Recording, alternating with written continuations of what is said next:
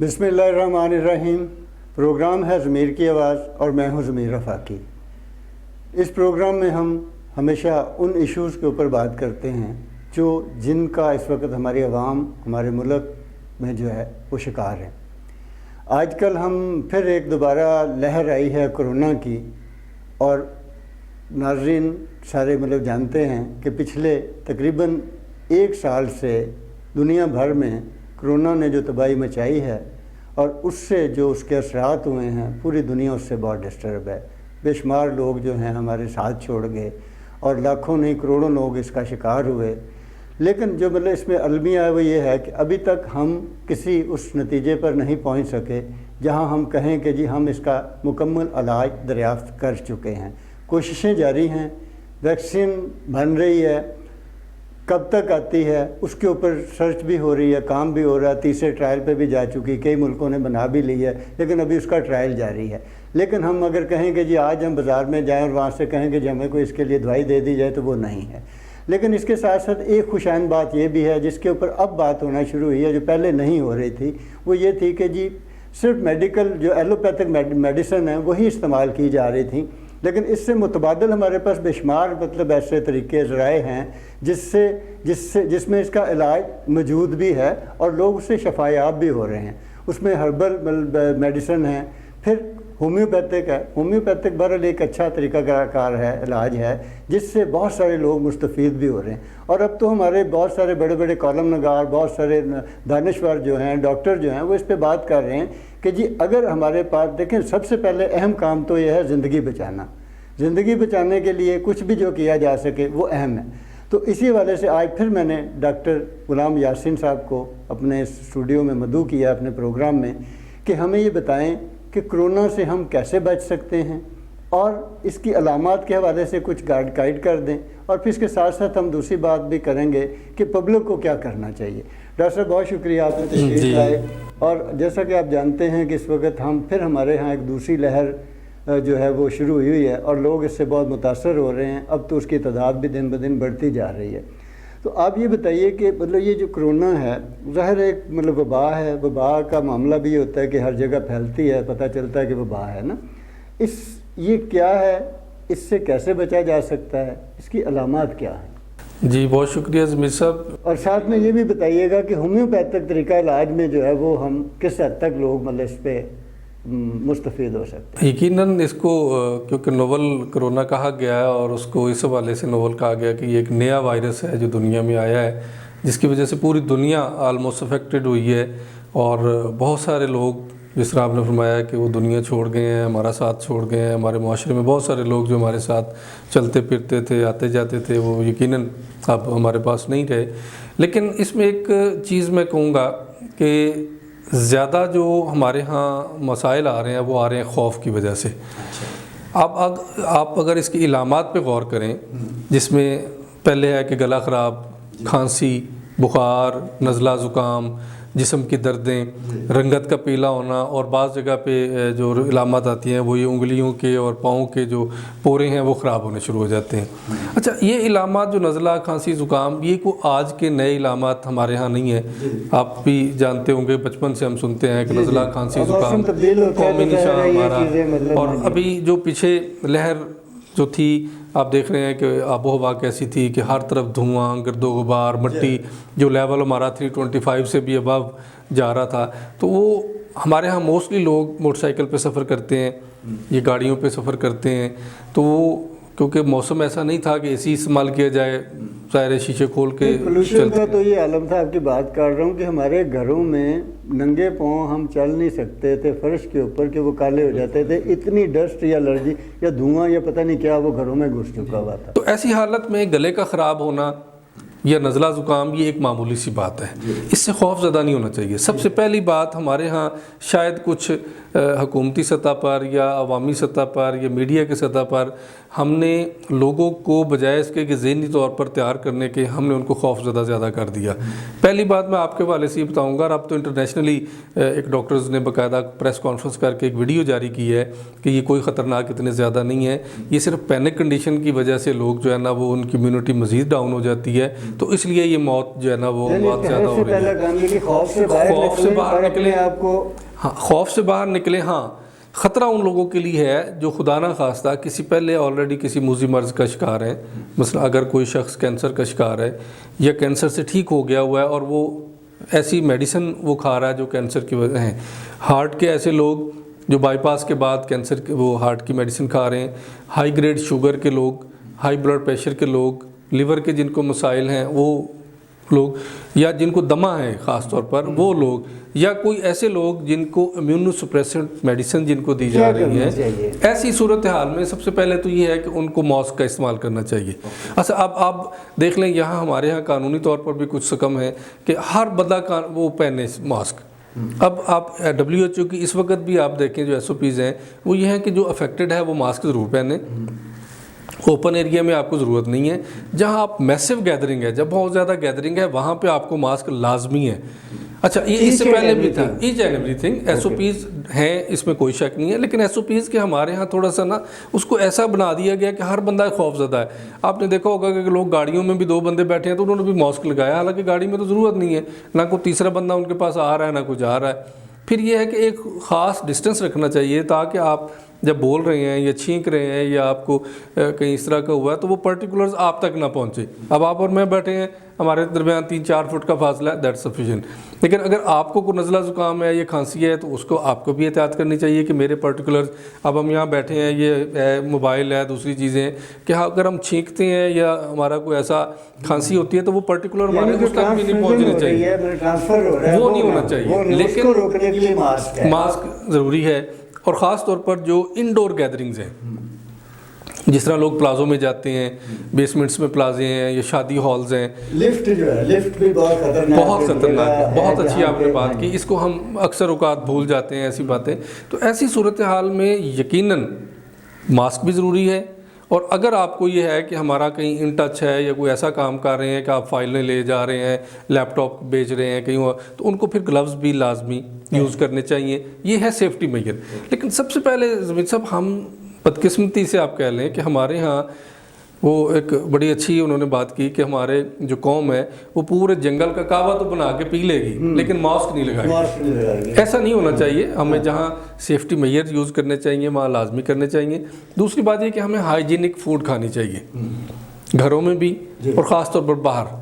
اور ایسے لوگوں کو جن کو تھوڑا بہت کوئی امیونٹی کا پرابلم ہے یا بخار ہو گیا یا نزلہ, ان کو باہر کی جو چیزیں ہیں جن کے تیل کا کوئی پتہ نہیں ہے, جن کا یہ نہیں پتہ کہ سادہ غذا لیں, فروٹ لیں, اور اس میں ایسی چیزیں استعمال کریں جس میں وٹامن سی زیادہ ہے. آج کل ویسے بھی اللہ تعالیٰ کی رحمت ہوگی, کنو آ گیا, موسمی آ گیا, یہ آ گئے.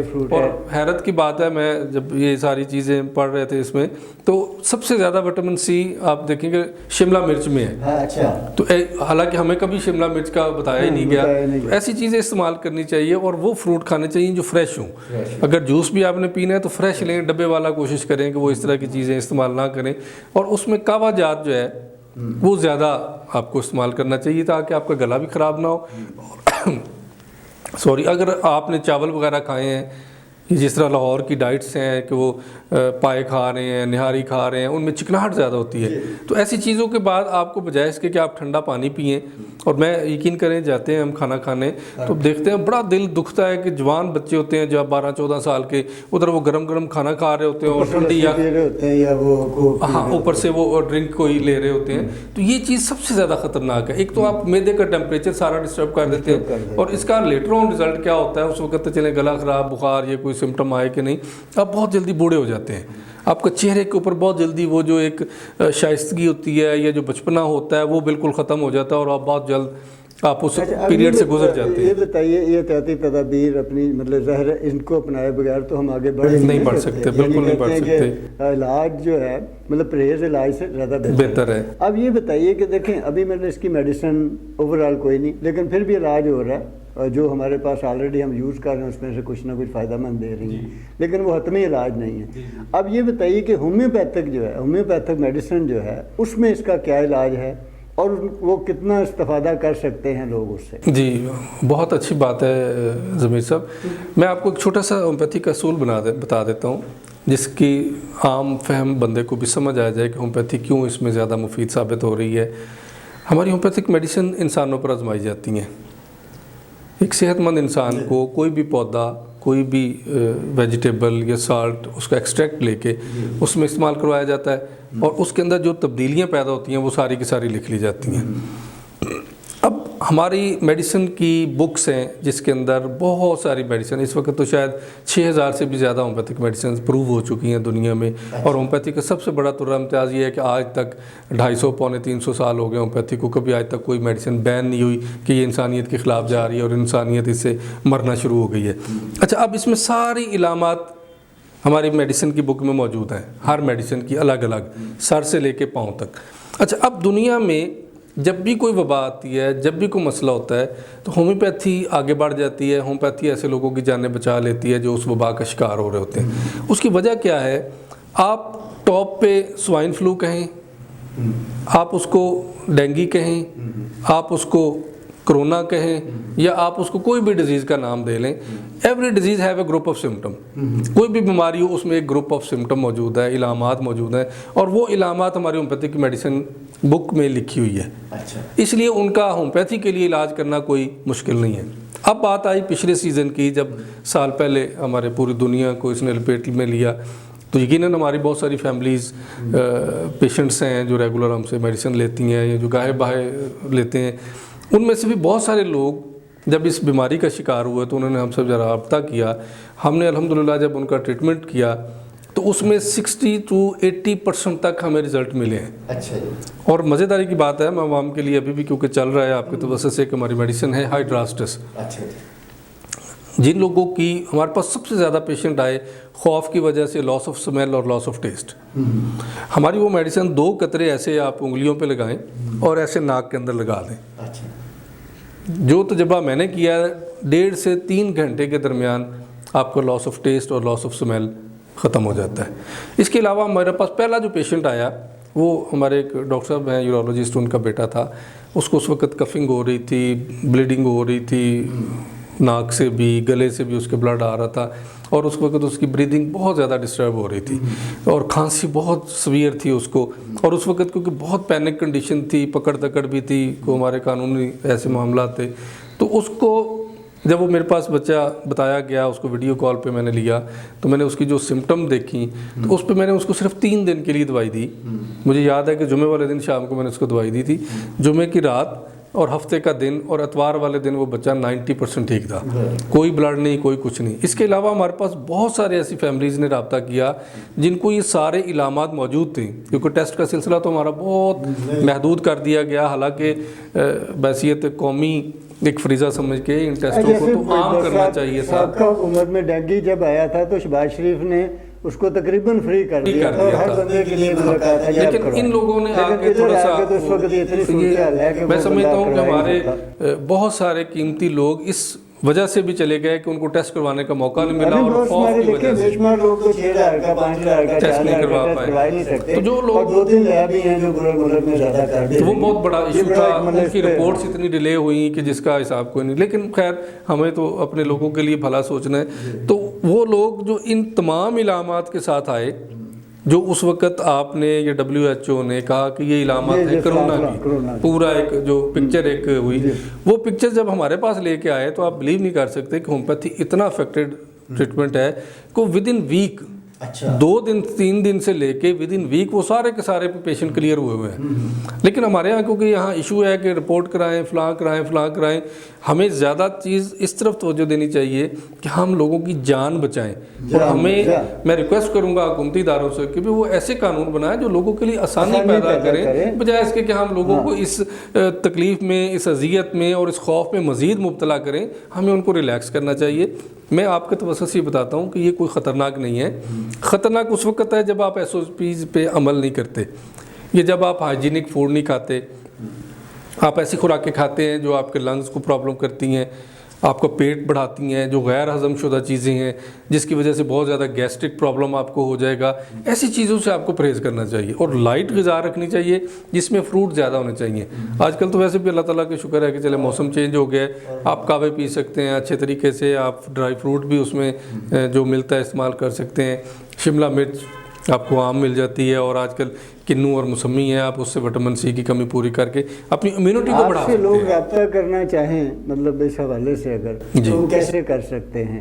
جی، آپ ہمارے کلینک پہ آ سکتے ہیں۔ ہم نے جو ابھی تک لاسٹ ایئر جو موومنٹ ہوئی تھی، ہم نے الحمدللہ اللہ تعالیٰ کی رحمت سے ہم اپنے ناظرین کو مطلب آپ کا ایک نمبر جو ہے نیچے چلا دیں گے تاکہ وہ اگر آپ سے رابطہ کرنا چاہیں تو ہماری اسکرین پہ لکھے ہوئے نمبروں پہ ضمیر صاحب لاسٹ ایئر تو ہم نے سینکڑوں لوگوں کو فری آف کاسٹ سار فاؤنڈیشن کے پلیٹ فارم پہ میڈیسن دی ہے، کیونکہ خوف اتنا تھا، اور کیونکہ سارا لاک ڈاؤن تھا، لوگوں کے پاس بیچاروں کے پاس نہ کوئی پیسے تھے نہ، اور اس حد تک ذہنی اذیت تھی۔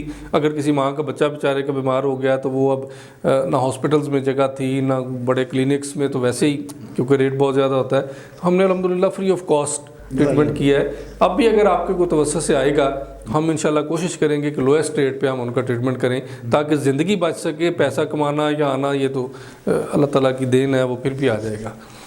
بہت اچھا ہوا جی، مطلب آج ہم نے یہ اس پہ ایک ڈسکشن کی، لیکن ہم یہ چاہیں گے کہ آپ لوگوں کے لیے ایک جامع پیغام بھی دیں کہ انہیں اس کی احتیاط کے لیے مطلب کم سے کم اپنے جو SOPs ہیں اس کے اوپر بہرحال، اور اگر انہیں کوئی علامت ہے تو وہ چیک کروا رہے ہیں۔ دیکھیں جی، کوئی بھی علامات اگر آپ کو آ رہی ہیں تو نہ صرف آپ کا یہ فرض ہے کہ آپ اپنی جان بچائیں بلکہ آپ دوسروں کی بھی جان بچائیں۔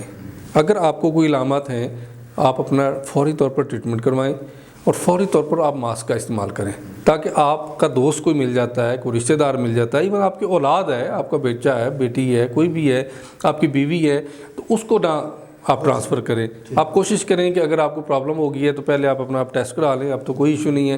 یا وہ علامات جو SOPs یا جو ایک WHO نے ہمیں دی ہیں، ان میں اگر آپ آتے ہیں تو ماسک آپ ضرور لگائیں، اور اس میں احتیاط یہ کریں کہ آپ کا ڈائریکٹ کسی کے ساتھ کانٹیکٹ نہ ہو۔ اچھا، اس میں یہ ہے کہ ہم ایک نیکسٹ پروگرام اسی پہ آپ کے ساتھ رکھنا چاہیں گے جس میں آپ کی کوئی سکسیس سٹوری ہیں۔ جی بالکل، اس میں کچھ لوگ ہیں، ان کے پرٹیکولر نیمز کے ساتھ ان سے پوچھ کر اگر آپ یہ بھی بتا سکیں کہ جی یہ لوگ ہمارے پاس اتنے عرصے میں آئے تھے اور یہ ان کے ٹیسٹ تھے، آپ دکھا بھی سکیں کہ اس کے بعد ان کا کیا ہوا۔ جی ضمیر صاحب، آپ بالکل ایسا ہے کہ اگر آپ کہیں تو میں 2 لوگ لے بھی آؤں گا، وہ آپ کے اسٹوڈیو میں آ کے اپنی سٹوری بتا دیں گے کہ ہمیں کیسے کیا پرابلم تھی جب ہم نے ٹریٹمنٹ سٹارٹ کیا، اور ود ان ڈیز کتنا۔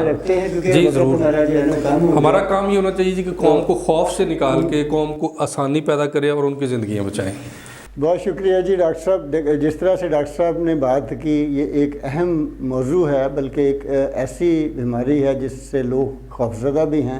پہلی بات تو یہ ہے کہ آپ خوف سے باہر نکلیں۔ دوسری بات یہ کہ جو SOPs حکومتی SOPs ہیں یا بین الاقوامی SOPs ہیں اس کے اوپر ضرور عمل کریں۔ ماسک ضرور پہنیں، کیونکہ ماسک پہننے سے ہم خود بھی بچتے ہیں، دوسروں کو بھی بچاتے ہیں۔ تیسری بات یہ ہے کہ سماجی فاصلہ جو ہے وہ ضرور رکھیں، اپنے کھانے پینے میں احتیاط کریں، اور اگر خدا نخواستہ کسی کو علامات ہوں تو پینک ہونے کے بجائے ڈاکٹر کے پاس ضرور جائیں تاکہ آپ کا یا سب کا، ہم سب اس سے محفوظ رہ سکیں۔